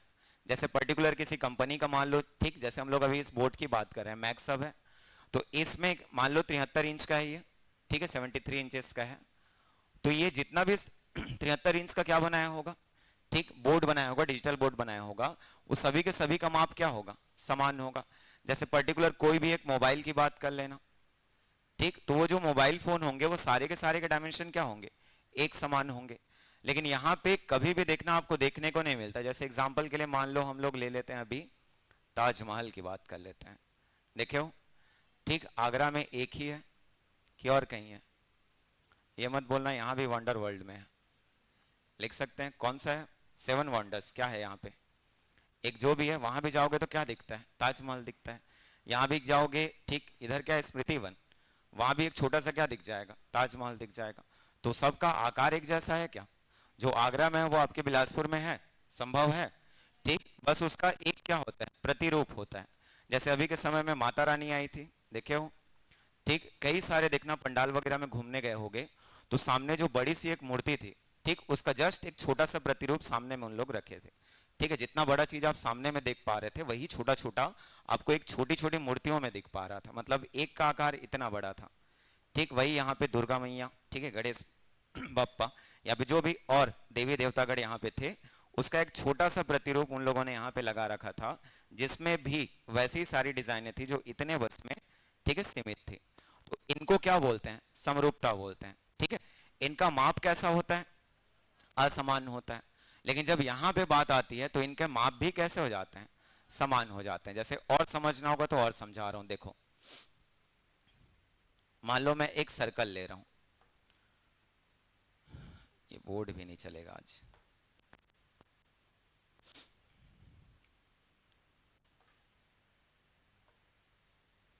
चलो एक मैं सर्कल ले रहा हूं, ठीक, समझना इसको।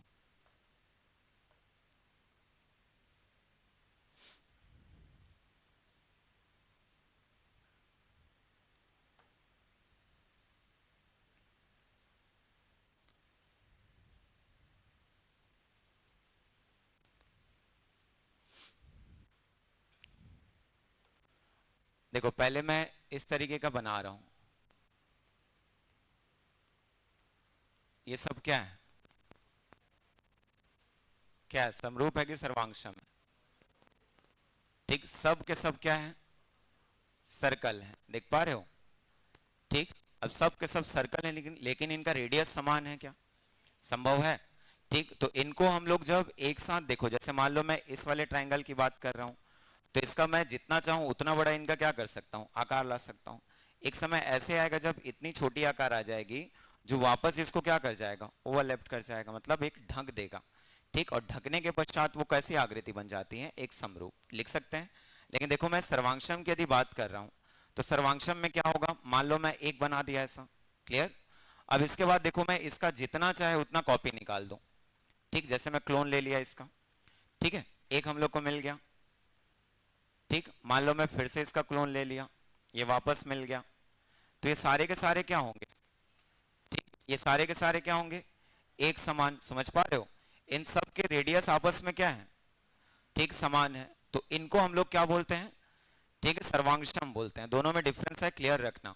ठीक, अब ये बताओ सभी समरूप सर्वांगसम होंगे क्या? संभव है कि समरूप सर्वांगसम हो? लेकिन यदि मैं सर्वांगसम को समरूप बोलूं तो होगा। तो दोनों रिलेशन को ध्यान से पढ़ना, समरूपता अलग होता है, सर्वांगसमता अलग होता है। ठीक है, बचपन से पढ़े होगे इन सब चीजों को, लेकिन अच्छे से क्लियर कर लेना। तो इसी में मैं लिखा कि दो समरूप त्रिभुजों में ठीक है, संगत भुजाओं के अनुपात सदैव कैसे होते हैं, बराबर होते हैं। मतलब मैं डायग्राम जैसा चाहे वैसा बना सकता हूं। ठीक है, तो एक मैं कुछ इस तरीके का बना दिया।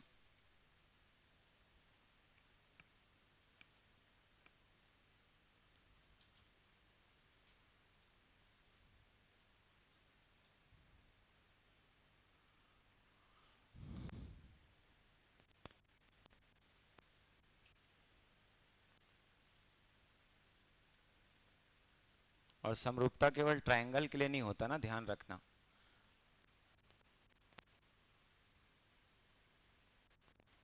चलो ये बना दिए। ठीक, क्या क्या, एक ट्रायंगल हमारे पास कौन सा है, ए बी सी। एक ट्रायंगल कौन सा है, एम एन ओ। अब देखो इनका लिखने का तरीका ध्यान देना। ठीक है, सबसे पहले समरूपता का साइन कुछ इस तरीके का लहराता हुआ बनाते हैं ना, ध्यान रखना। ठीक है, माइनस टाइप का रहता है, लेकिन ये कैसा रहता है, हल्का सा लहराता हुआ। लेकिन सर्वांगसम की बात करें तो नीचे में बराबर भी होता है और ऊपर में एक लाइन भी होता है। ठीक है, इसको हम लोग क्या बोलते हैं, सर्वांगसम। ठीक, और इसको हम लोग क्या बोलते हैं, समरूपता। तो सर्वांगसम को जैसे चाहे वैसे कर सकते हो, लेकिन समरूपता को लिखने का अलग तरीका होता है। जैसे मान लो मैं यहाँ पे बी पॉइंट बता रहा हूं, तो इसके साथ में मैं उसी को लिखूंगा जो यहाँ पे होगा। मतलब उसके सामने या सिमिलर को हम लोग लेते हैं। जैसे ऊपर में ए है, तो ऊपर में मैं यहाँ पे क्या देख पा रहा हूँ, एम। ठीक, समझना है इसको ना। तो ए के जगह में क्या होगा, एम होगा। सी के जगह में क्या होगा, तो ओ होगा। कभी कभी डायग्राम आपको दूसरा दे देगा। ठीक, जैसे हो सकता है इसी को मैं रोटेट कर दिया और ये एम कहाँ आ गया, नीचे आ गया। और मैं आपको ए की तुलना किससे करा रहा हूँ, एम से। उसका मतलब उस डायग्राम को वापस आप रीअरेंज करोगे और एम को कहाँ लेके चलोगे, ऊपर। तो लिखने का अलग तरीका होता है ना, ऐसे नहीं कि कुछ भी लिख करके आप समरूप बता रहे हो। जैसे इधर मैं मान लो लिखा त्रिभुज ए बी और सी, और इसके बाद में आपको बोल दिया त्रिभुज एम एन और ओ। तो इसका मतलब है, ठीक है, कि ए का संबंध किससे, एम से, दोनों बराबर होंगे। बी का संबंध किससे, एन से, वो दोनों भी बराबर होंगे। और सी का संबंध किससे, ओ से, वो दोनों भी क्या होंगे, बराबर होंगे। इसीलिए इसमें लिखते हैं। ठीक है, ध्यान रखना। यदि मान लो मैं ए को θ1 लिख रहा हूं, तो ये भी हम लोग का θ1 ही होगा। ठीक, यदि बी को मैं θ2 लिख रहा हूं, तो ये भी हमारे लिए क्या होगा, θ2 होगा। और सी को मान लो मैं θ3 लिख रहा हूं, तो ये भी हमारे लिए क्या होगा, θ3 होगा। लिख सकते हैं। इसके पश्चात हम लोग लिखते हैं कि इनका अनुपात सदैव समान होगा। तो संगत भुजा आप देखना, छोटी से बड़ी लिख रहे हो कि बड़ी से छोटी लिख रहे हो। जैसे मैंने ए बी से स्टार्ट कर दिया, मतलब छोटी को पहले ले लिया। तो ए बी के अपॉन में क्या रहेगा, उसकी संगत भुजा कौन सी, एम एन। ठीक है, similar equals to A C के सामने, तो क्या हो जाएगा, देखो उसमें एम ओ। ठीक, और यहीं से यदि हम लोग देखें तो बी सी के सामने में क्या रहेगा, एन ओ। ठीक, तो ये इनका हमेशा अनुपात क्या होता है, समान होता है। तो दोनों में पहले डिफरेंस क्लियर करना। इसमें नीचे वाली भुजा के बारे में नहीं बोला है, लेकिन यहाँ पे नीचे वाली भुजा के बारे में भी बोला गया है, इसीलिए इसमें भी लोग क्या प्रमेय यूज कर लेते हैं, समरूपता। ठीक है, तो समरूपता में पहले तो जो दो सिमिलर शेप लोगे उसमें हमेशा उनके संगत भुजाओं के अनुपात क्या होते हैं, बराबर होते हैं। अब देखो इनको पढ़ते समय कुछ चीजें हैं ध्यान में रखना, जैसे 1 डायमेंशनल, 2 डायमेंशनल, 3 डायमेंशनल की बात करते हैं। ठीक है, तो खैर ये तो 2D शेप है, यहाँ पे कोई 3D वाला बात होगा नहीं, लेकिन मैं उसको अपने से अलग से लिखवा रहा हूँ। ठीक है, ताकि जब आप वॉल्यूम पढ़ोगे तो आपको वो चीज, वो फंडा जो है वो क्लियर रहे। तो एक तरफ लिखते हैं 1 डायमेंशनल,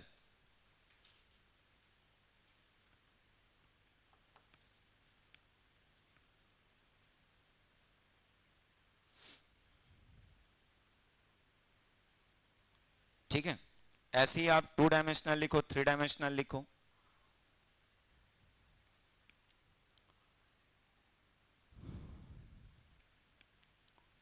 क्या क्या होते हैं वो क्लियर होना चाहिए ना।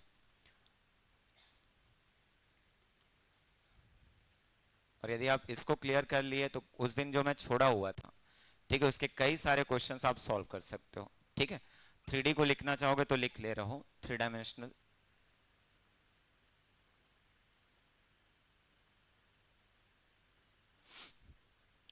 देखो 1 डायमेंशनल में क्या क्या हो सकता है, तो एक तरीके से हम लोग समझें तो इसमें हर वो आकृति हो सकती है जो किससे रिलेटेड रहेगा, भुजा से। ठीक है, क्योंकि केवल हम लोग भुजा को ही क्या बोलते हैं, 1 डायमेंशनल बोलते हैं। तो क्या क्या हो सकता है भुजा में बताओ। पहला चीज तो हम लोग ऊंचाई बोल सकते हैं क्या, ऊंचाई भी भुजा है कि नहीं है। ठीक, इसी में माध्यिका बोल सकता हूं क्या, माध्यिका भी क्या है, एक प्रकार से भुजा ही है।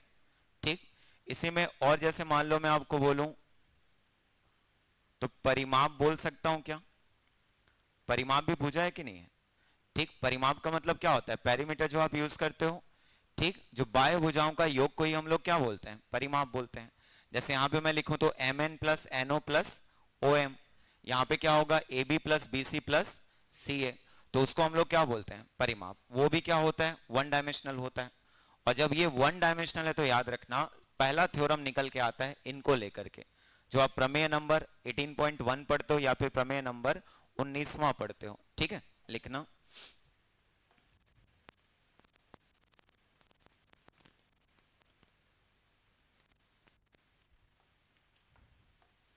यहां भी लिखना, किसी समरूप त्रिभुजों में, किसी समरूप त्रिभुजों में, ठीक, लिख ले रहे ना, ऊंचाई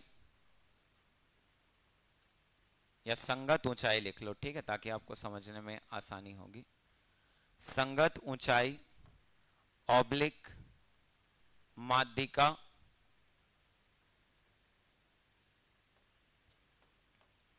ऑब्लिक परिमाप। ठीक है, ऑब्लिक करके लिख ले रहे ना, आगे काम आएगा त्रिज्या, त्रिज्या भी 1 डायमेंशनल है कि नहीं। ठीक, यहां पे लिख ले रहे हो व्यास जो डायमीटर है, जो भी आपको 1 डायमेंशनल मिलेगा। ठीक, का अनुपात, का अनुपात संगत भुजाओं के, का अनुपात संगत भुजाओं के अनुपातों के बराबर होता है, अनुपात के बराबर होता है। ठीक है, क्या लिखे, समरूप त्रिभुजों में क्या क्या, संगत ऊंचाई माध्यिका परिमाप त्रिज्या या फिर हर वो आकृति जो 1 डायमेंशनल होती है, ठीक है, उनका अनुपात संगत भुजाओं के अनुपात के क्या होता है, बराबर होता है। क्यों ऐसा होता है, क्योंकि संगत भुजा भी 1 डायमेंशनल है और ये सब के सब भी क्या है, 1 डायमेंशनल है, इसीलिए 1D इक्वल्स टू क्या होता है, 1D लिखते हैं ऐसा।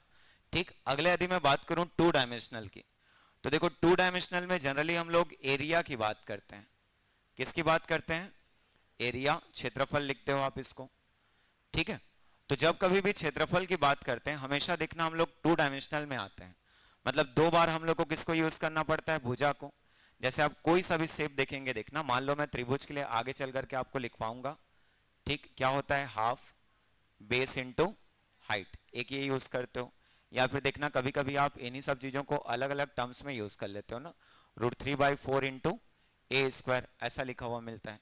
तो b इंटू एच का मतलब भी क्या है, 2 टाइम्स जो भी आपके पास साइड्स होंगे। ए स्क्वायर का मतलब भी क्या है, तो भी 2 टाइम्स को बताता है। तो जब भी ऐसे आप क्षेत्रफल की बात करेंगे याद रखना ये जो संगत भुजाएं हैं इनके वर्गों के अनुपात के बराबर होता है। जैसे मान लो मैं इसको लिखूंगा अगला प्रमेय, ठीक, तो चलो मैं अगले पेज पे लिख दे रहा हूं, लिखना ये सब 18.12 ऐसे लिखे रहेंगे, बाकी आप अपने हिसाब से लिखते चलना। प्रमेय नंबर 20वां,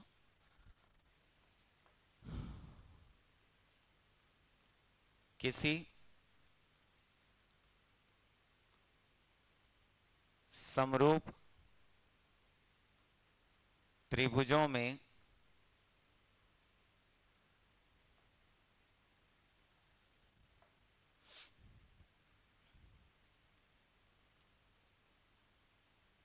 क्षेत्रफलों का अनुपात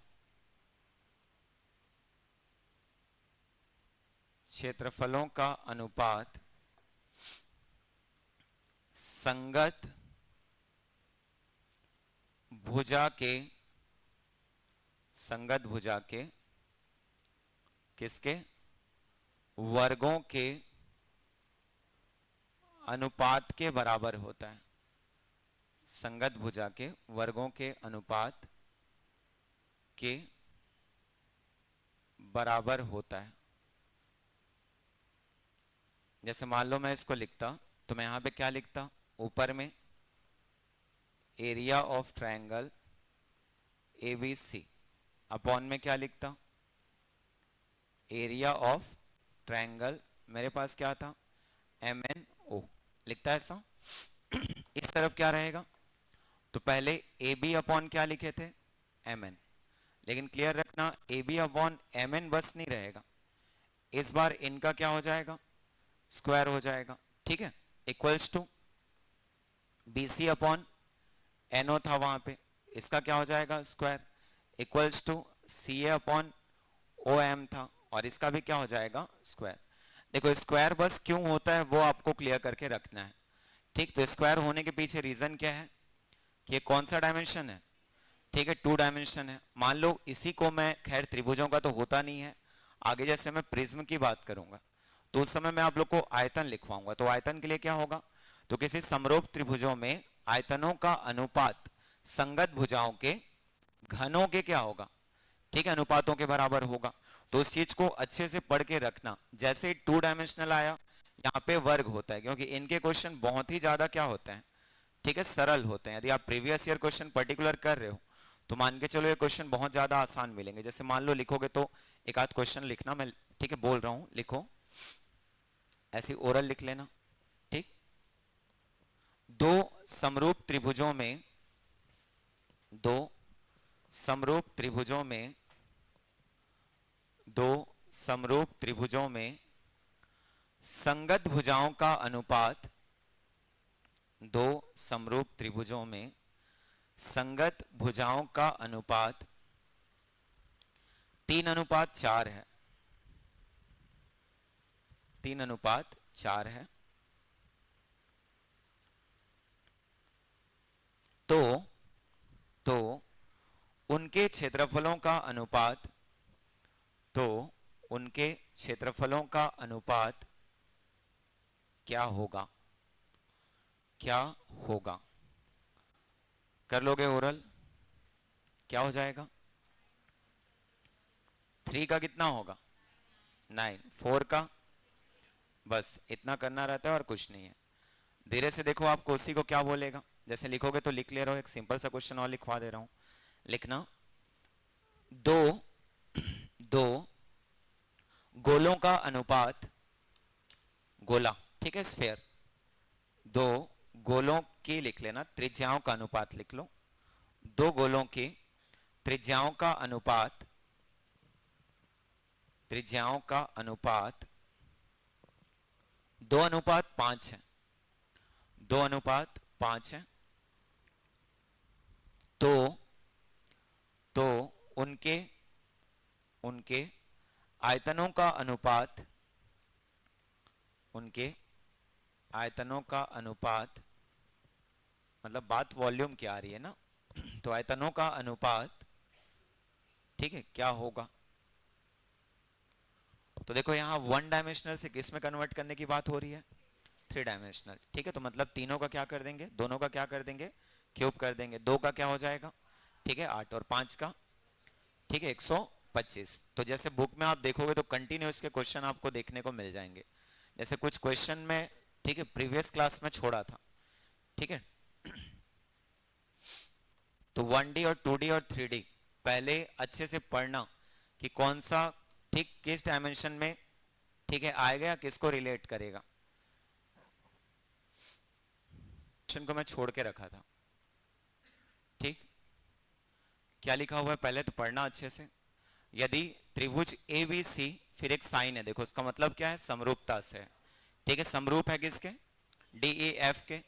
तो आपको बोला त्रिभुज ABC का क्षेत्रफल बराबर कितना दे दिया, ठीक है 25 वर्ग सेंटीमीटर, और फिर क्या लिखा, DEF का क्षेत्रफल कितना है, 36 है। तो इन त्रिभुजों की संगत भुजाओं का अनुपात, तो देखो अभी उसका वाइस वर्सा है, ठीक है। हम लोग क्या पढ़े थे कि भुजाओं के वर्गों के अनुपात के बराबर होता है, क्या होता है, क्षेत्रफल होता है। जैसे मान लो इसको आप लोग ड्रॉ करते हैं, तो एक चीज क्लियर रखना, सबसे पहले बड़ा कौन सा है उसमें, ABC की DEF, ठीक। तो देखो एरिया वाइज यदि हम लोग लिखें तो DEF वहां पे हम लोग को बड़ा दिख रहा है, क्योंकि उसका जो एरिया है वो कितना दिया है, 36 दिया हुआ है। तो कहीं ना कहीं हम लोग जब देखेंगे तो एक हमारे पास और ट्रायंगल होगा, लिखते हैं कैसा, बाहर भी बना सकते हो ना, मैं यहाँ पे आसानी होगा करके ऐसे बना दिया, AB और C। तो देखो दो ट्रायंगल्स हमारे पास हैं, दोनों के दोनों क्या है, सिमिलर ट्रायंगल है। तो बाहर वाले का एरिया हम लोग को दिया है 36 और अंदर वाले का 25। तो वहां पे पहले तो देखना कि कौन सा रेशियो पहले लेना है। तो पहले में बात किसकी हो रही है, ABC की। तो ऊपर में आप लिख सकते हो क्या, यहाँ पे क्या लिखते हैं, area of triangle ABC upon में, तो एरिया ऑफ ट्रायंगल क्या हो जाएगा, DEF इक्वल्स टू कोई भी एक संगत भुजा ले लो, तीनों को लिखने की आवश्यकता नहीं है। जैसे मान लो मैं AB लिख दिया, अपॉन में क्या लिख सकता हूँ, DE, ठीक। लेकिन इसका क्या रहता है, स्क्वायर रहता है। अब देखो आपको ये दोनों वैल्यूज गिवन है, ठीक है। दोनों वैल्यूज कितने कितने हैं, 25 और 36, ठीक। ये सब ओरल बनना चाहिए ना, याद रखना है इसको। AB और क्या रहेगा, DE, इसका होल स्क्वायर है। जब स्क्वायर को आप इधर लेके आओगे तो ये किस में कन्वर्ट हो जाएगा, ठीक है, स्क्वायर रूट में। और स्क्वायर रूट में कन्वर्ट हो जाएगा तो AB upon DE equals to 25 का 5, 36 का 6। तो आपका आंसर क्या हो जाएगा, 5:6। कभी कभी डायरेक्ट वो फिर वॉल्यूम को रिलेट कर देगा। तो वॉल्यूम को रिलेट क्या मतलब, आपको कहां से क्लियर होना चाहिए, तो 5 का 125 और 6 का 216। तो ऐसे भी कंडीशंस आएंगे। खैर ये 2D है तो 2D में कभी भी आपको, ठीक है, वॉल्यूम के बारे में नहीं पूछा जाएगा। जैसे यहाँ पे आप देखोगे क्या लिखा है, देखो त्रिभुज ABC समरूप है किसके, DEF के, ठीक। तो इन त्रिभुजों की संगत भुजाएं, अभी आपको भुजा दिया है मतलब वन डायमेंशनल दिया हुआ है। तो वन डायमेंशनल क्या क्या है, 4 और 5। आपको क्या पूछा, तो ट्रायंगल ऑफ ABC, ठीक है, एरिया पूछ दिया, और रेशियो किसका है, DEF का। तो देखो 4 के लिए कितना होता है, 16, और 5 के लिए क्या होता है, 25, ठीक है। तो हम लोग आंसर कर सकते हैं कौन सा, 16 और 25, ऑप्शन नंबर C कर सकते हो। तो ऐसे कुछ क्वेश्चंस हैं, पहले ध्यान से पढ़ना है, ठीक है। देखो क्वेश्चन नंबर फिर से 49, क्या लिखा दिया है, त्रिभुज ABC समरूप है त्रिभुज DEF, ठीक, तथा BC अपॉन EF। तो पहले तो इसको देख लेना, ठीक। अब ऐसे क्वेश्चन बने मतलब ये होता ही है, लेकिन एक बार आप लोग चेक कर लेना। ये BC है, यहां भी क्या है देखो, EF, मतलब संगत भुजा है कि नहीं है। और संगत भुजा के बीच में अनुपात क्या दिया है, 3 और 5। तो अभी एरिया पूछ रहा है, तो वन डायमेंशनल से जब 2D में जाओगे, 2 डायमेंशनल में जाओगे, तो 3 का क्या हो जाएगा, ठीक है 9 हो जाएगा, और 5 का 25। आंसर क्या हो जाएगा, 9:25। सिमिलर देखो, अच्छा ऊपर में DEF लिखा है ना, हाँ। तो DEF लिखा है मतलब क्या हो जाएगा, 25 रेशियो में क्या रहेगा 9। ठीक, उसके बाद देखो 50 है, क्या लिखा, समद्विबाहु त्रिभुजों के संगत कोण बराबर है, तो जाहिर सी बात है होगा ही होगा, यदि समरूप है मतलब क्या होगा, कोण बराबर होंगे। आगे क्या लिखा, तो इनके क्षेत्रफलों का अनुपात क्या है 25 और 36। देखो यहाँ पे क्षेत्रफल बोला है, मतलब ये कौन सा रेशियो है, 2D है, 25 और कितना 36। हम लोग को क्या पूछा, संगत ऊंचाई मतलब 1 डायमेंशनल, और 2D से 1D में कन्वर्ट करना मतलब स्क्वायर रूट लेना है। तो 25 का स्क्वायर रूट 36 का, तो लिख सकते हैं कौन सा हो जाएगा ठीक है। उसके बाद देखो 51, तो फिर से क्या लिखा है, पहले पढ़ना है इस बार ना, एरिया ऑफ एबीसी रेशियो कितना है 9, और फिर एरिया ऑफ क्यूआरपी इक्वल्स टू 4। तो ये हम लोग को 9 मिल गया 4। अब देखो इधर बीसी का मान दे रखा है, और किसको पूछा आपको, पी आर का, तो फिर से इसमें लिखते हैं, ठीक है, बीसी और यहाँ पे क्या है पी आर, ये भी संगत पेयर है कि नहीं। तो हम लोग जब इसको लिखेंगे तो वापस क्या हो जाएगा, एक तरफ बीसी और नीचे में क्या हो जाएगा, इसका क्या रहेगा स्क्वायर इक्वल्स टू 9 और 4। लिख सकता हूं क्या, देखो इसी स्क्वायर को इधर ट्रांसफर कर देना, स्क्वायर रूट हो जाएगा। बीसी की वैल्यू कितनी है 15, अपॉन में क्या रहेगा पी आर इक्वल्स टू 9 का 3 और 4 का 2। लिख सकते हैं, यहीं से कटा देना। देखो कटाएंगे क्या क्या मिलेगा, तो पहले 3 से कितनी बार 5, और इसके बाद पी आर बराबर लिखें तो 5 दूनी 10, तो हमारा आंसर क्या हो जाएगा। ठीक, बस यही करना और कुछ नहीं है, बना लोगे। तो देखो बुक में बना करके देखना, आपको ये क्लियर हो जाएगा कि यहाँ से हम लोग को लगातार, ठीक है, हर साल क्वेश्चन पूछ रहा है। पिछली बार शिक्षक भर्ती में भी आप देखोगे तो यहाँ से क्वेश्चन आपको पूछे गए हैं, ठीक है। वापस देखो वही चीज लिखा हुआ है, लेकिन इस बार रेशियो दे दिया तो इसमें कंफ्यूज मत हो जाना। ठीक, एक्चुअल में क्या है, ये ए बी स्क्वायर अपॉन में क्या होगा ए सी का स्क्वायर, मतलब भुजा के वर्गों का अनुपात है, और ए सी बराबर क्या लिख दिया है बी सी लिख दिया है। ठीक है, तो खैर वो समद्विबाहु त्रिभुज जब पढ़ोगे तब ये सब अच्छे से और क्लियर होगा। ठीक, आगे उसने लिखा देखो त्रिभुज ए बी सी, तो ये सब मैं जब आप लोग को ट्रायंगल पढ़ाऊंगा ना, उनके प्रॉपर्टीज पढ़ाऊंगा तब पढ़ेंगे इन सब चीजों को। ठीक है, ये सब आप बनाना पड़ेगा, जैसे 16 12 और कितना है 20 है। इन सब के लिए ज्यादा सोचना नहीं है, जब पूरा पढ़ लोगे तब देखना है क्वेश्चन बन रहे हैं कि नहीं बन रहे हैं। ठीक है, जैसे इसको मैं क्या लिखा, ए सी बड़ा है ना, तो ए सी मैं नीचे वाले को ले लिया, ये क्या हो जाएगा बी। लिखते हैं ए बी की वैल्यू कितनी है 16, बी सी का कितना है 12, और ये कितना है 20। लिख सकते हैं, तो आगे हम लोग चेक करेंगे इन सब चीजों को। ठीक है, देखो 20 है मतलब ये वाला कोण बड़ा होगा। ठीक, तो मैं 3 चीजें आप लोग को बताया था, यदि प्रीवियस याद होगा तो। समकोण त्रिभुज में हम लोग क्या लिखते हैं, क्या लिखते हैं, इन सबको याद करके रखना, लिखवाया था, बड़ी भुजा का वर्ग बराबर होता है दोनों भुजाओं के वर्गों के योग के। लेकिन इसमें क्या पढ़े थे, छोटा होता है किससे, बाकी दोनों के योग से, पढ़े हो। इसमें क्या होता है, बड़ा होता है किससे, तो अन्य दोनों के योग से। तो देखो पहले तो बड़ा वाले का कर लो, तो 20 का स्क्वायर 400 लिखेंगे ऐसा। ठीक है, उसके बाद 16 का तो 256, 12 का इन दोनों को जोड़ सकते हो क्या, ठीक, कितना आ गया 400, और 400 बराबर होगा 400, मतलब आंसर हमारा समकोण। खैर ये सब जब मैं इन त्रिभुजों के बारे में पढ़ाऊंगा ना तो मैं बताऊंगा उनको, ठीक है, जब हम लोग एरिया वाले में आएंगे।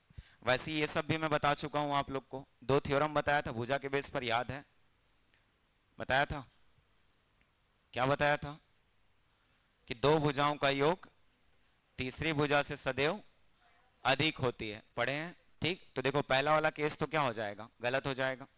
ठीक है, क्यों गलत होगा, क्योंकि यहाँ पे क्या लिख दिया है बराबर।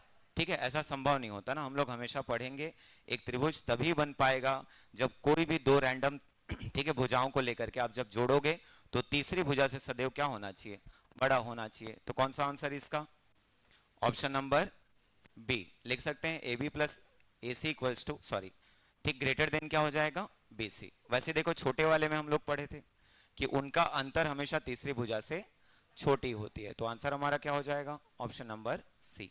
ठीक है, ये सब मैं बता दिया था 56 वगैरह।